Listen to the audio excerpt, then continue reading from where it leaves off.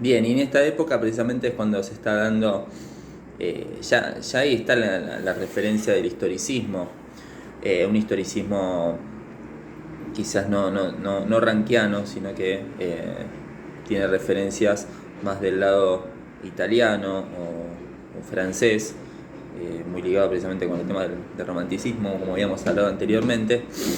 Y bueno, y acá tenemos dando la pauta precisamente con Pedro de Ángel, que fue discípulo de Giambattista Vico. Entonces hay una concepción de la historia que se estaba dando ya en la época de la Confederación, que va a diferir precisamente después del otro proyecto que va a venir de la mano del mitrismo principalmente. El mitrismo, no habla de mitrismo, pero principalmente fue el actor clave a la hora de poder construir también una historia homogénea, un proyecto bastante claro, que después vamos a ver un poquito, eh, después de la caída de Rosas, ¿no es cierto? Y algunas referencias sobre el historicismo para tener en cuenta y para poder diferenciar que quizás de ese historicismo ecléctico que llevó a cabo Mitre, ¿no es cierto? Porque se tiene una grandes referencias de esta escuela rankiana. Este historicismo es más puro del anterior de la época de Rosas, ¿no es cierto?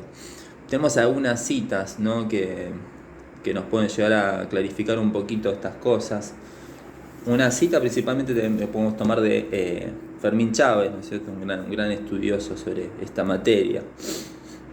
Para Chávez la palabra historismus o historicismo significa una corriente filosófica y la metodología que exige comprender y juzgar hechos, pueblos y épocas del pasado de acuerdo a sus condiciones históricas particulares, es decir, con exclusión de toda generalización racional de los mismos.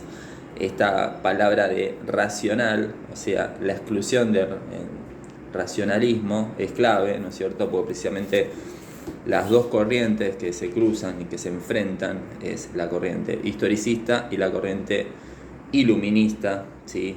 La tributaria de la Ilustración, donde pondera la razón por encima de todas las cosas. El historicismo reniega mucho de eso, ¿sí? Por eso, digamos, esta concepción espiritual de la historia que tanto habíamos hablado el encuentro anterior. Porque, bueno, precisamente este historicismo está ligado a esta concepción que decía Herder del espíritu del pueblo, ¿no es cierto? Y esta expresión del espíritu del pueblo se materializa, ¿sí? Y va siguiendo sus propias leyes internas, y está ligado, digamos, al genio del pueblo, digamos, al genio de una individualidad colectiva, que para Herder, ¿no es cierto? Que no está supeditada a ninguna idea de progreso, ¿sí? Esta idea de progreso tan vigente que se va a dar sobre todo después con la llegada del positivismo, ¿no es cierto? Estas palabras claves, esta fe ciega en un progreso inevitable de alguna manera. El historicismo reniega de eso. El concepto de progreso de alguna forma es un concepto ahistórico. Y está claro, digamos, porque la historia no es teleológica, digamos, no es que hay un fin ya determinado que todo nos va a conducir hasta ahí.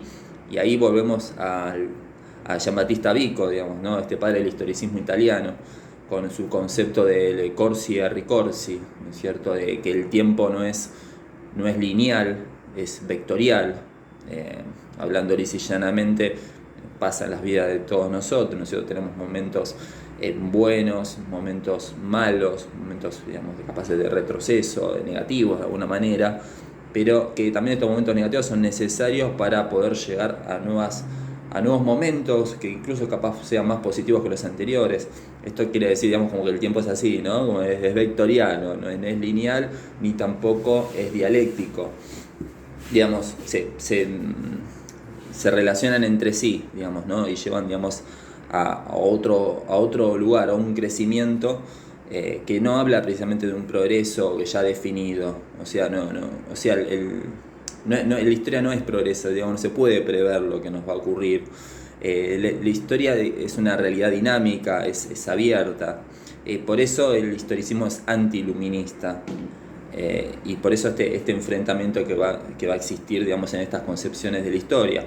Pero claro, ahí también está el juego tan inteligente de por qué también es un historicismo ecléctico el de Mitre y de estos de alguna forma de fundadores de la historia oficial, porque de alguna manera también tenían que postular un proyecto y ese proyecto tenía que estar claro, no podía estar supeditado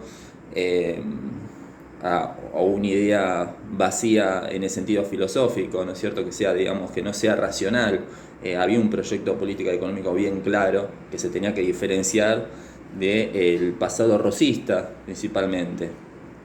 Este es el otro punto también a tener en cuenta, ¿no? Que esta construcción de este periodo fundacional de la historiografía argentina está muy ligada precisamente con las consecuencias de Caseros, ¿no es cierto?